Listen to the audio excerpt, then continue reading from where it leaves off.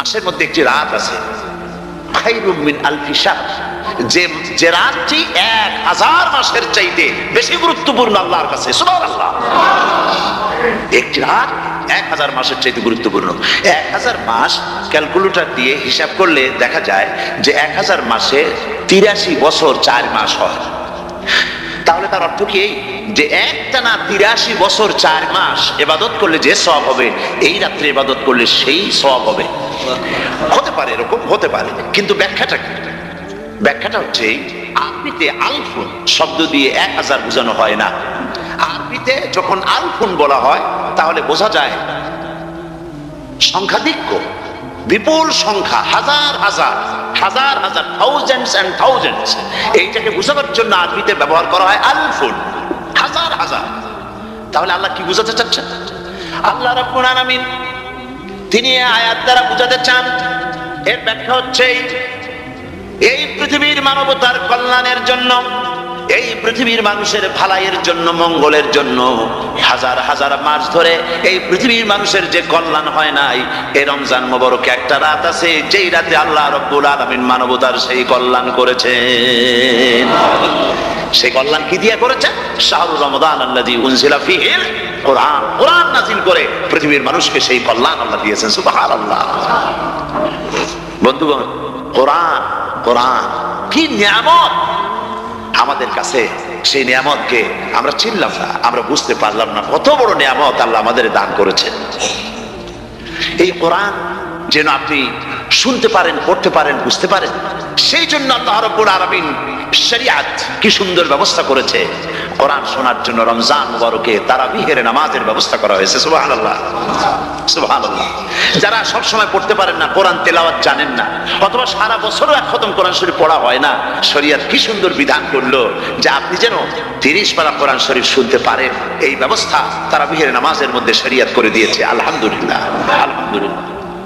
যাতে টাকা কড়ি আছে, আমি তাদেরকে অনুরোধ করব, যদি পারেন তাহলে মেহেরবানি করে রমজান মুবারকে উমরা পালন করবেন।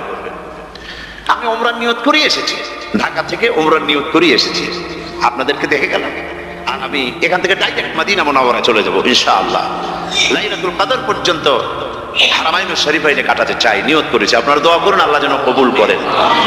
কি মজা যখন আপনি হারামাইনুশ শরীফাইনে যখন তেলাওয়াত শুনবেন, আপনার কাছে মনে হবে যেন কোরআন শরীফ নাজিল হতেছে। সুবহানাল্লাহ। সেখানে তো নামাজের পরে হাত তুলে মোনাজাত করা হয় না, শুধুমাত্র রমজান মুবারকে বেতেরের নামাজের মধ্যে ইমাম সাহেব হাত তুলে মোনাজাত করেন। গত বছর রমজান মুবারকের লাইলাতুল কদরে আমি ছিলাম, গত কয়েক বছর ধরে আল্লাহ যাওয়ার তৌফিক দিয়েছেন দয়া করে। সেখানে লাইলাতুল কদরের পত্রিকাগুলি লিখেছে 30 লাখের উপরে লোক ছিল মক্কা শরীফের, হারাম শরীফে 30 লাখের উপরে। যখন তেলাওয়াত হচ্ছে, মোনাজাত করতেছেন ইমাম সাহেব কাঁদতেছেন, মোনাজাত করতেছেন, কাঁদতেছেন, আর গোটা হারাম জুড়ে কান্নার রোল পড়ে গিয়েছে। কিভাবে কাঁদতেছেন! সারাদিন মানুষ রোজা রেখে তারপর ইফতার করতে যখন বসে, আমি সেই জান্নাতের কথা কেমনে আপনাদের বুঝাবো? রসগোল্লা কেমন লাগে বক্তৃতা দিয়ে 6 ঘন্টা বক্তৃতা দিয়েও বোঝানো যাবে না। যদি মুখের মধ্যে ঢুকাইতে পারি তাহলে বুঝবেন যে মজাটা কি। এটা তো আমি বুঝাইতে পারবো না কি মজাটা লাগে। সারাদিন রোজা রাখার পর সমস্ত লক্ষ লক্ষ মুসল্লিরা বসে আছে মক্কা শরীফে, কাবা শরীফ সামনে, এখানে বসে আছে, রোজাদারের সামনে আছে জমজমের পানি আর মদিনা মুনাওয়ারার খুরমা, আল্লাহর ঘর সামনে। জান্নাতের থেকে আর কাকে বলে! সুবহানাল্লাহ। আর মসজিদে নববীর ভিতরে মদিনার আকর্ষণ কাশাস আলাদা। মদিনা শরীফে আপনাকে যদি পাইয়া যায় কোনো আরব, কোনো মাদিনী, আপনারা ছাড়বেই না, আদর করে পাশে বসাবে, তোমারে আমি এই জিনিস খাওয়াবো, এইটা দিয়ে ইফতার করাবো, আমার কাছ দিয়ে তুমি উঠতেই পারবে না, আপনাকে জোর করে বসাই দিবে। মসজিদে নববীতে রিয়াদুল জান্নাহ রাসূল করিম সাল্লাল্লাহু আলাইহি ওয়াসাল্লামের কবর শরীফের কাছে বসে আপনি ইফতার করতেছেন, কত বড় নসিব! সেই জন্য আমি বলি, হলিডে করার জন্য আমেরিকা, সিঙ্গাপুর, হাবিজাবি এই সমস্ত ঘুরে কোনো লাভ নাই। হলিডে করতে চান, রমজান মুবারকে চলে যান হারামাইনুশ শরীফাইন, মদিনা আল মুনাওয়ারা, মক্কা আল মুকাররমা। কপাল খুলে যাবে, জিন্দেগীর সমস্ত গুনাহ খাতা আল্লাহ পাক মাফ করে দিবেন। রাসূল করিম সাল্লাল্লাহু আলাইহি ওয়াসাল্লাম বলেছেন, রমজান মুবারকে যে উমরা করলো সেজন্য হজ আদায় করলো। সুবহানাল্লাহ। অন্য রিওয়ায়াতে এসেছে যে ব্যক্তি রমজান মুবারকে উমরা করলো সেজন্য আমার সাথে হজ আদায় করলো। সুবহানাল্লাহ। তো বলতেছিলাম যে কোরআনে কারীম হচ্ছে একটি বিরাট নিয়ামত, এই নিয়ামত শোনানো হয় রমজান মুবারকে। আমি এবার এসে খুব খুশি হলাম এই কথা শুনে যে ইস্ট লন্ডন মসজিদ তারা একটা ব্যবস্থা করেছে, সুন্দর একটা রেডিও তারা আবিষ্কার করেছে। না কি করছেন আপনারা? ট্রান্সমিটার তৈরি করেছেন, ওনারা ওখানে রেডিও বিক্রি করেন, আপনারা বহুটা খরচ করেছেন, তারা হাজার হাজার পাউন্ড খরচ করে টাওয়ার বানিয়েছেন এবং একটা ফ্রিকোয়েন্সি তারা নিজেরা নিয়েছেন, আর রেডিওগুলি 125 পাউন্ড করে ওনারা দিচ্ছেন খরচ হিসাবে। এটা যারা নিয়ে যায় ঘরের মধ্যে বসে তারা বিহের তেলাওয়াত তারা শুনতে পাবেন। মহিলারা অনেক সময় আসতে পারেন না, মহিলারা ঘরে বসে শুনতে পারবেন।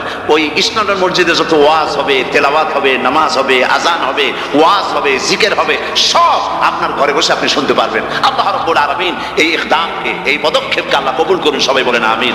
এবং প্রত্যেকের ঘরে ঘরে এই রেডিও পৌঁছে যাক, আমরা বলি আমিন।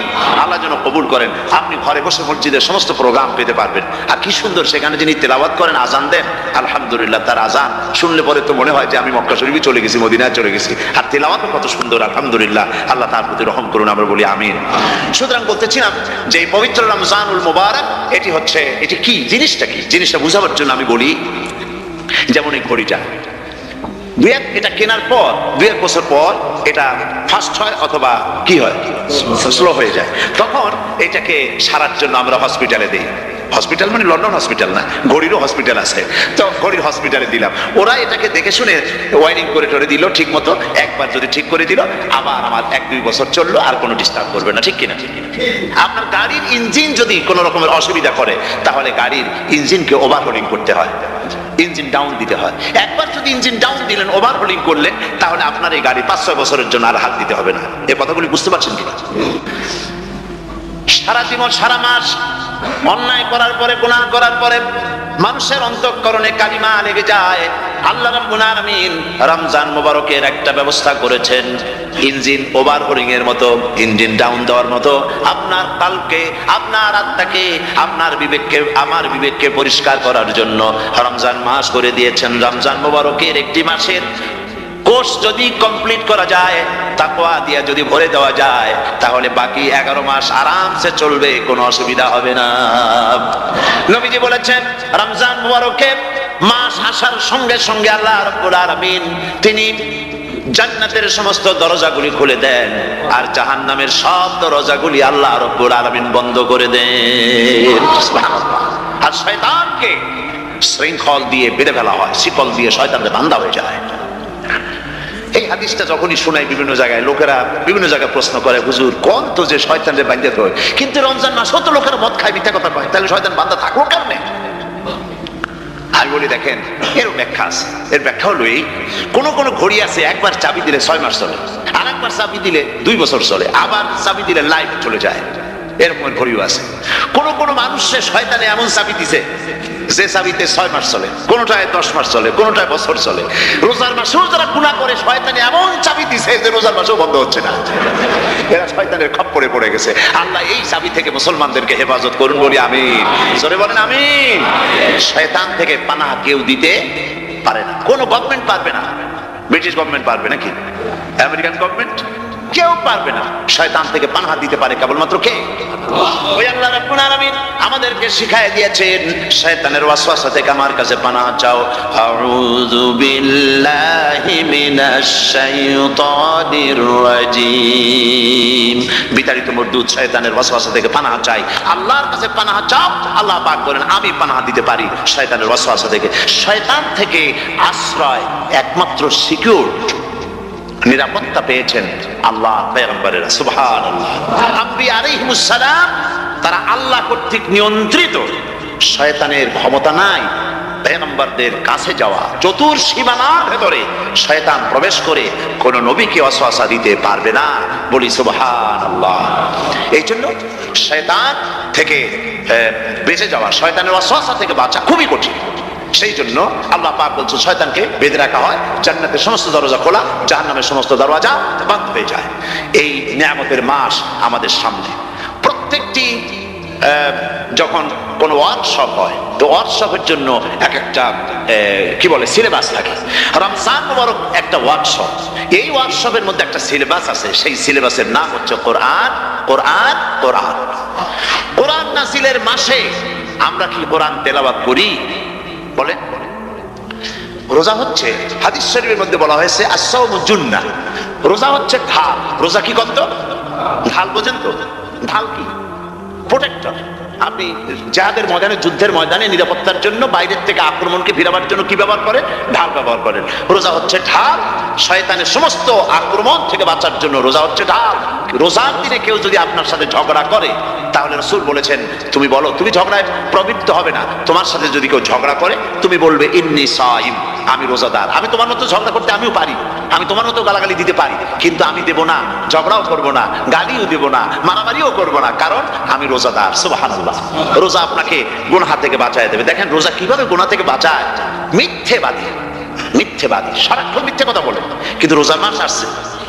এখন মিথ্যাবাদী যারা, তাদের ঘনিষ্ঠ লোকদের কাছে শুনেছি যে তারা বলে, যদি কোনো লোক দিনের বেলা এসে যায় আর এমন কথা, যে কথা বলতে গেলে মিথ্যা বলা ছাড়া উপায় নাই তার জন্য, সে তখন বলে ভাই তুমি তো অসময় আসছো, এখন আমি খুব ব্যস্ত, আই এম ভেরি বিজি, তুমি রাত্রে আসো। কথা বুঝতে পেরেছেন তো? রোজা হচ্ছে কি? রোজাটা কি বলে? হ্যাঁ, কোন মেয়ে লোকের দিকে চোখ পড়লো, আহা আমি তো রোজাদার, চোখের সাথে সাথে নিচে নামায় ফেললো। গানের আওয়াজ আসলো, আমি তো রোজাদার, সে গানটা শুনলো না। কাজে সমস্ত গুনাহ থেকে বাঁচার জন্য রোজা একটা বিরাট হাতিয়ার। সুবহানাল্লাহ। এই মাসে আল্লাহ রাব্বুল আলামিন এই মাসটা, এই রোজাটা কেন দিয়েছেন? লাআল্লাকুম তাত্তাকুন, ইয়া আইয়ুহাল্লাযীনা আমানু কুতিবা আলাইকুমুস সিয়ামু কামা কুতিবা আলাল্লাযীনা মিন ক্বাবলিকুম লাআল্লাকুম তাত্তাকুন। হে বিশ্বাসীরা, তোমরা যারা ঈমান এনেছো, শোনো, আমি রোজাকে তোমাদের জন্য ফরজ করেছি, যেমন করে ফরজ করেছিলাম তোমাদের পূর্বপুরুষদের উপরে। রোজা শুধু আমাদের উপরে ফরজ হয়েছে তা না, আমাদের আগে যারা যেসব নবীরা আসছিলেন তাদের উপর রোজা কি ছিল? ফরজ ছিল। সুতরাং এই রোজা তোমাদের উপরে ফরজ, এই জন্য লাআল্লাকুম তাত্তাকুন, যাতে করে তোমরা কি হতে পারো? পরেজগার হতে পারো। কি হতে পারো? পরেজগার, মুত্তাকি হতে পারো, আল্লাহকে ভয় করতে পারো। একমাত্র আল্লাহর ভয় মানুষকে ভালো বানাতে পারে। একটা মানুষ জান্নাতে যাওয়ার জন্য, জাহান্নাম থেকে বাঁচার জন্য একটা জিনিস, কয়টা জিনিস বলে? একটি জিনিস যদি ভেতরে থাকে তাহলে সমস্ত গুনাহ থেকে বাঁচতে পারে, আর একটি জিনিস যদি না থাকে তাহলে এমন কোনো কাজ নাই পৃথিবীতে যা সে করতে পারে না। সেই কাজটার নাম কি? তাকওয়া। সবাই বলেন কাজটার নাম কি? তাকওয়া। যদি ভেতরে আল্লাহ পাকের ভয় থাকে, রব্বুল আলামিন আমাকে দেখছেন, তিনি আমাকে শুনতেছেন, এই ভয় যদি অন্তঃকরণের ভিতরে থাকে, তাহলে এই লোকটি কোনো গুনাহের কাজ করতে পারবে না, মিথ্যা বলতে পারবে না, ওজনে কম দিতে পারবে না, খাদ্যে ভেজাল দিতে পারবে না, শয়তানি বদমাশি করতে পারবে না। আর যদি এই জিনিসটির অভাব থাকে, যদি তাকওয়া না থাকে, তাহলে সমস্ত অন্যায় কাজ সে করতে পারবে। এই জন্য আল্লাহ রাব্বুল আলামিন বলেন, রোজা এই জন্য দান করেছে যাতে করে, রোজার মাস এই জন্য দিলাম, লাআল্লাকুম তাত্তাকুন, তোমাদের ভিতরে তাকওয়ার সৃষ্টি হয়। এই ওয়াজ আমি আপনাদের সামনে অনেকবার করেছি। হযরত ওমর রাদিয়াল্লাহু তাআলা আনহু রাতের বেলায় ঘুরতে ঘুরতে দেখেন এক বাড়িতে আলো জ্বলছে, শেষ রাত। এই রাত্রে বাড়িতে আলো জ্বলে কেন? ভাবলেন কোনো অসুখ বিসুখ হলো নাকি? তো উনি কাছে গেছেন, গিয়ে কান পেতে শুনতেছেন। বাড়ির মালিক বুড়ি তার যুবতী মেয়েকে ডেকে বলছে, মা ওঠো, তাড়াতাড়ি ওঠো। কেন? কয় যে সকাল তো হয়ে গেল, দই এনেছি আমি, দুধ এনে রাখছি, এখন তুমি পরিমাণ মতো সবটা পাত্রে পানি দিয়ে ভরে দাও, তাহলে ওজন বেশি হবে আর আমরা ভালো লাভ করতে পারবো। মেয়ে বলছে, মা তুমি বলো কি? এটা আমার দ্বারা সম্ভব না। কেন সম্ভব নয়? হযরত ওমর এক ফরমান জারি করেছেন, তিনি বলেছেন দুধের মধ্যে পানি মিশাতে নিষেধ করেছেন। তাছাড়া রাসূল করিম সাল্লাল্লাহু আলাইহি ওয়াসাল্লাম খাদ্যদ্রব্যে ভেজাল দিতে নিষেধ করেছেন। কাজেই হযরত ওমরের এই নির্দেশকে আমি অমান্য করতে পারবো না। মা বলছে, দেখো ওমর এখন তো ঘুমাইতেছে, এত রাত্রে তিনি কি এখানে আসছেন নাকি আমাদের এই কারবার দেখতে? তুমি পানি মিশাও ইচ্ছে মতো। মেয়ে বলছে, মা হযরত ওমর ঘুমাতে পারেন, তার পুলিশেরা, তার গোয়েন্দা বিভাগের লোকেরা ঘুমাতে পারেন, হযরত ওমরের চোখকে ফাঁকি দেওয়া যাবে, হযরত ওমরের পুলিশকে ফাঁকি দেওয়া যেতে পারে, কিন্তু আল্লাহ রাব্বুল আলামিনের চোখকে ফাঁকি দেওয়া যাবে না। আমার পক্ষে সম্ভব নয়, আমি দুধে পানি মেশাতে পারবো না। হযরত ওমর রাদিয়াল্লাহু তাআলা চলে গেলেন, গিয়ে তার ছেলেকে ডেকে বললেন, ছেলে আমি তো এখন বুড়া হয়ে গেছি, আমার বিয়ের বয়স নাই, আমি একটা মেয়ের খোঁজ নিয়ে আসছি, যদি আমার বয়স থাকতো এই মেয়েটার আমি বিয়ে করতাম। সুবহানাল্লাহ, সুবহানাল্লাহ। এই মেয়েটা তুমি খোঁজ নাও, যদি বিয়ে না হয়ে থাকে তুমি প্রস্তাব দাও বিবাহের। কি সৌন্দর্য তিনি দেখলেন মেয়েটার মধ্যে, স্বাস্থ্য, রূপ, যৌবন, কি দেখলেন? তাকওয়া। জোরে বলেন না, কি দেখলেন? তাকওয়া। এই তাকওয়া তিনি দেখতেন, এই তাকওয়ার উপরে ভিত্তি ভর্তি করে আমিরুল মুমিনিন অর্ধেকটা পৃথিবীর প্রেসিডেন্ট খলিফাতুল মুসলিমিন আমিরুল মুমিনিন হযরত ওমর তার ছেলের জন্য পুত্রবধূ করে তাকে ঘরে নিয়ে আসলেন। সুবহানাল্লাহ। ফায়দা কি হলো? ফায়দা এই হলো, এই মেয়ের গর্ভে যে মেয়ে হলো, সেই মেয়ের গর্ভে যে মেয়ে হলো, সেই মেয়ের গর্ভে ফারুক সানি হযরত ওমর ইবনে আব্দুল আজিজ রাহমাতুল্লাহ আলাইহির মতো ফারুক সানি আল্লাহ দান করে দিলেন। সুবহানাল্লাহ বিহামদি। এটার নাম হচ্ছে তাকওয়া। এই তাকওয়ার ব্যাপারে হযরত ওমর রাদিয়াল্লাহু তাআলা আনহু তিনি হযরত কাব বিন উবাই রাদিয়াল্লাহু তাআলা আনহুকে জিজ্ঞেস করেছিলেন যে তাকওয়ার একটা ব্যাখ্যা আপনি কি আমাকে বলতে পারেন, তাকওয়ার ব্যাখ্যাটা কি? তিনি বলেন হ্যাঁ পারি। কি ব্যাখ্যা? তিনি বলেন যে দেখুন, তাকওয়ার ব্যাখ্যা হচ্ছে এই যে সংকীর্ণ একটি রাস্তা, সরু ন্যারো একটা রোড, এই ন্যারো রোডের দুই দিকে আছে কাঁটাযুক্ত লতা পাতা। এই কাঁটাযুক্ত লতা পাতার মধ্য দিয়ে এই সরু রাস্তা দিয়ে আপনি যখন যাবেন তো কিভাবে যাবেন? হযরত ওমর বললেন আমার জামা কাপড় এইভাবে খুব আটো করে আমরা যাব, যাতে করে গায়ের চামড়াও না ছেড়ে আমার জামাও যাতে না ছেড়ে যায়। হযরত কাব বিন উবাই রাদিয়াল্লাহু তাআলা আনহু বলছেন এটার নাম হচ্ছে তাকওয়া। এটার নাম কি? তাকওয়া। এটার নাম হচ্ছে তাকওয়া। দুনিয়ার অসংখ্য পাপের ভেতর থেকে আপনি চলে যাবেন, পাপ যেন আপনাকে স্পর্শ করতে না পারে। এটার নাম তাকওয়া। বাইন মাছ নিশ্চয়ই খেয়েছেন আপনারা, না লন্ডনে পাওয়া যায় না? পাওয়া যায়। এই বাইন মাছ যারা খেয়েছেন আপনারা, আমি জানি না আপনারা জানেন কিনা, বাইন মাছ কোথায় থাকে? পানিতে থাকে না কাদায় থাকে?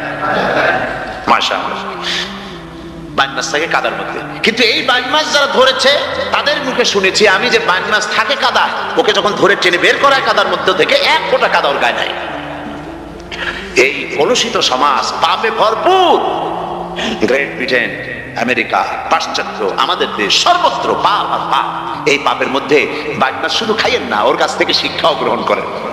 ও যেমন কাদার মধ্যে থাকে, কাদা ওর গায়ে লাগে না, আপনিও এই সমাজের মধ্যে আপনি আপনার কাজ চালিয়ে যান, পাপ যেন আপনাকে স্পর্শ না করে। আল্লাহ যেন পাপের থেকে আমাদের বাঁচান। আমরা বলি আমিন, সবাই বলেন আমিন।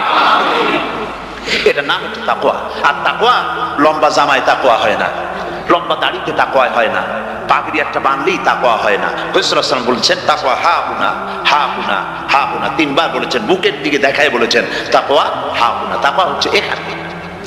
এর অর্থ এই নয় যে আমি দাড়িকে আমি ছোট করে দেখছি, জামাকে ছোট করে দেখছি, তা নয়। কিন্তু বলছি যে তাকওয়াটা হচ্ছে অন্তরের ভেতরে। এই অন্তরের ভেতর থেকেই এটার বহির প্রকাশ হতে হবে। আপনার কথায়, আপনার বলায়, আপনার ওঠায়, আপনার বসায়, আপনার চালচলনে, আপনার বিয়ে শাদীতে, আপনার ব্যবসা বাণিজ্যের সর্বত্র তাকওয়ার ছাপ প্রদর্শিত হতে হবে। তাহলেই আমার মধ্যে তাকওয়া এসেছে বলে প্রমাণ হবে। আর এটাই আল্লাহ পাক চান। রমজান মুবারকে তোমাদের মধ্যে তাকওয়া সৃষ্টি হোক।